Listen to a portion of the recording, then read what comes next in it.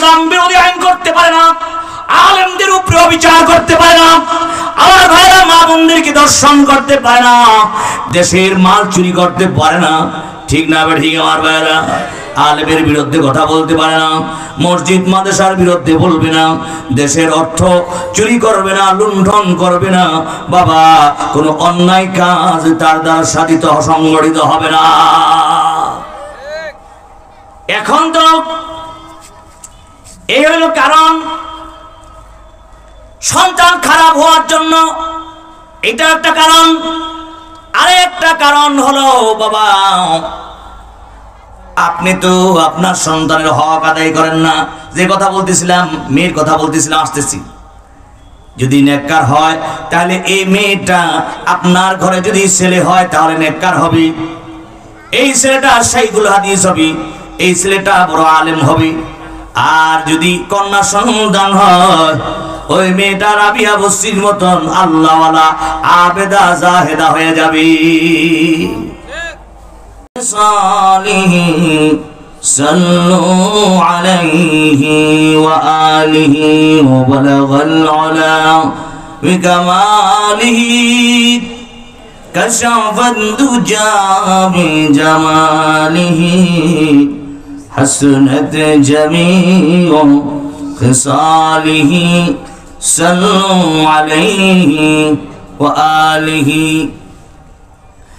পড়েন লা ইলাহা, জবান খুলে পড়েন লা ইলাহা, আরো জোরে পড়েন লা ইলাহা ইল্লাল্লাহ, লা ইলাহা। এই ফাঁকা জায়গাটা পুরো করেন, এই ফাঁকা জায়গাটা বাবারা, ছেলেরা একটু আগে আস।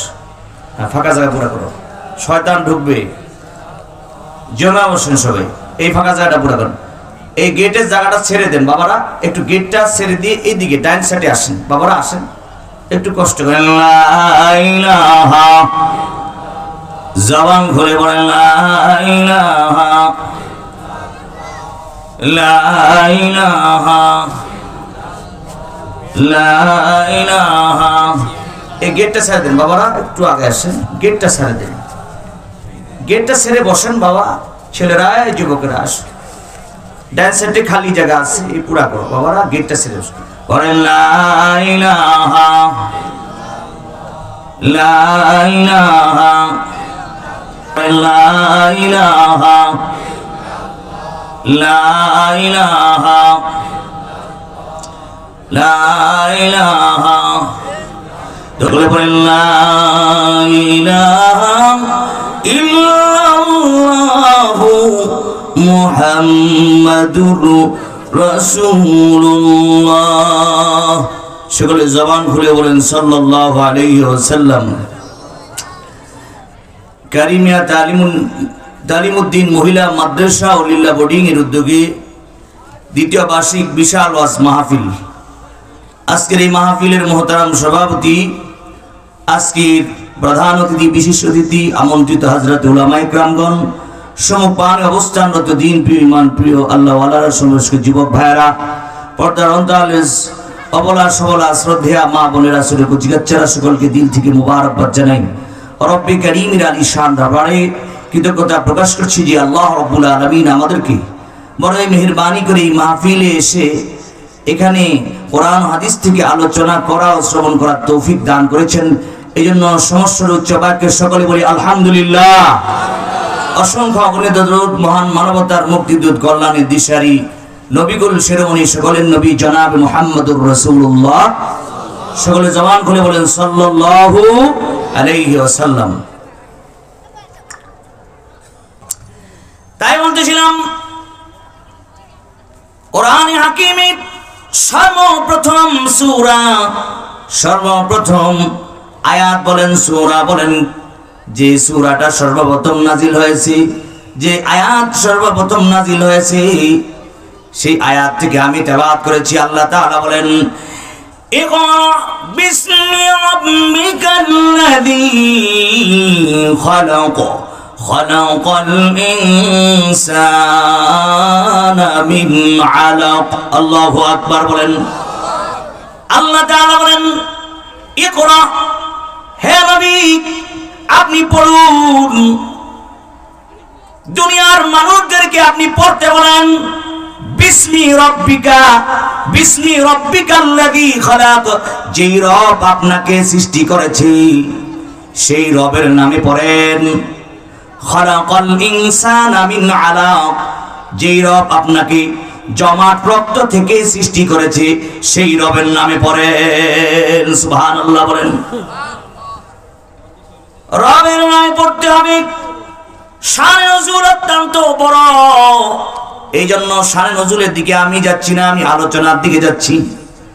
দুনিয়াতে পড়াটা দুইটা দিকে, দুইটা লাইনে পড়া আছে।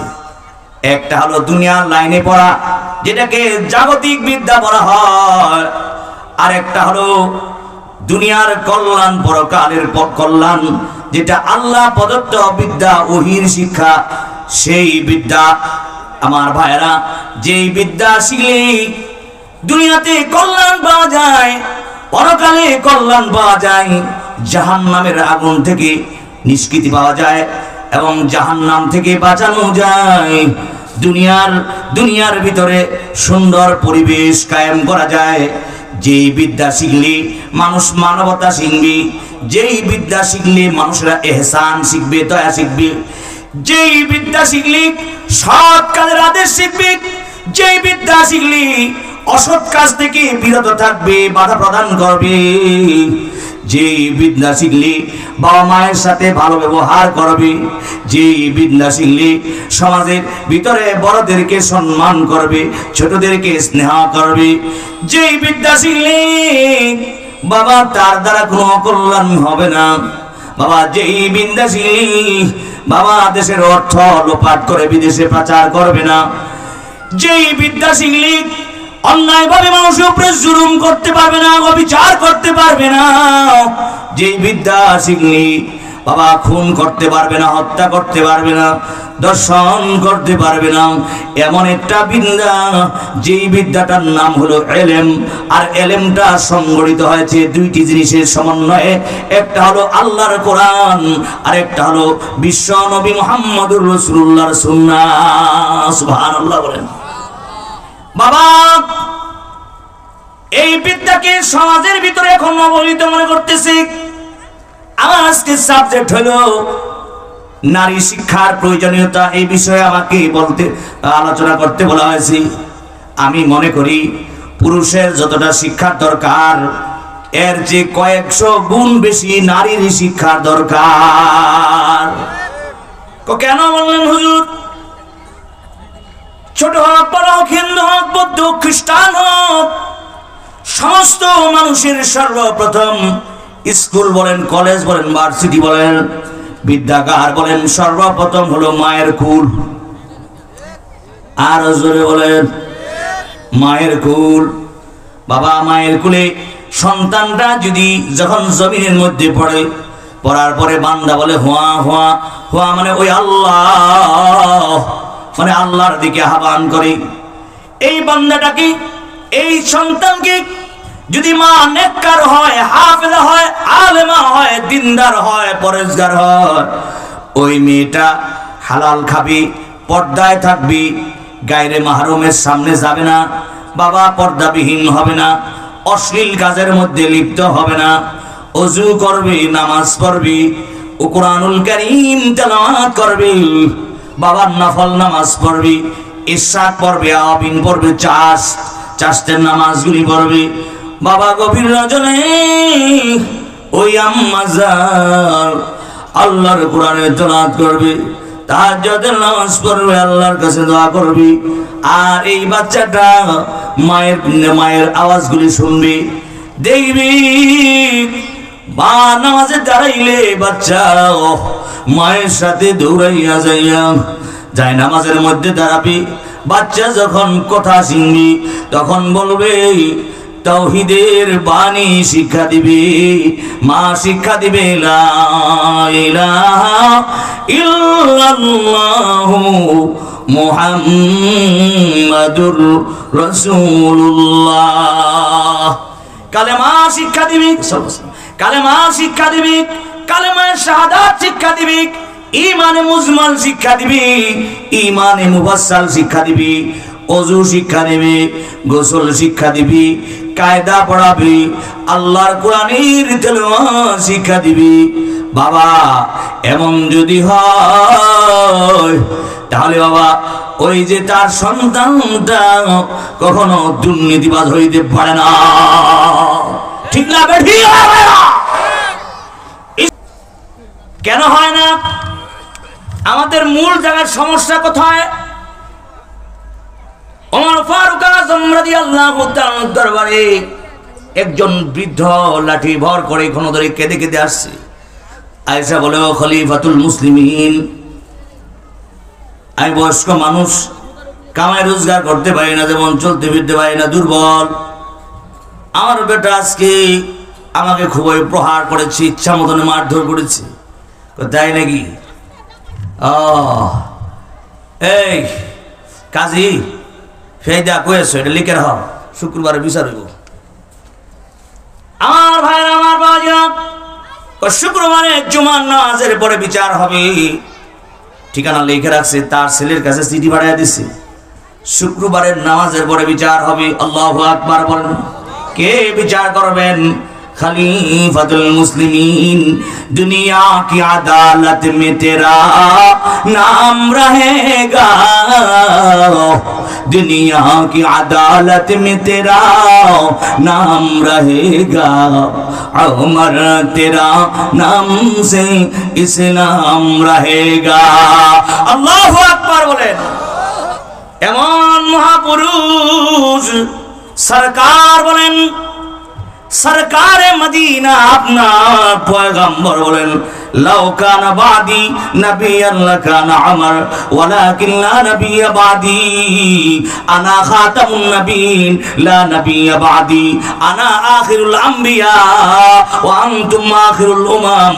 व क़ाल सुब्हानहु व तआला, मा काना मुहम्मदुन अबा अहदिम मिन रिजालिकुम वलाकिन रसूलुल्लाहि व खातामुन नबिय्यीन। আল্লাহু আকবার।